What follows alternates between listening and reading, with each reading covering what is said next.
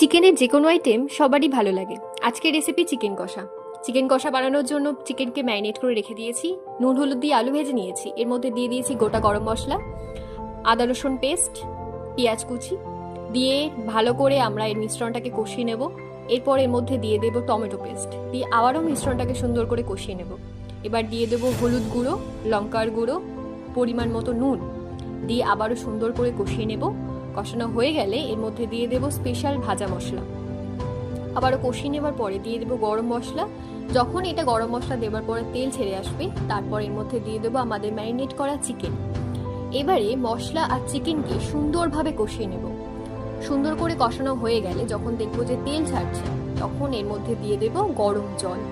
গরম জল দিয়ে ফুটতে থাকুক, ততক্ষণে আপনারা লাইক কমেন্ট শেয়ার করে দিন, চ্যানেলটাকে সাবস্ক্রাইব করে দিন।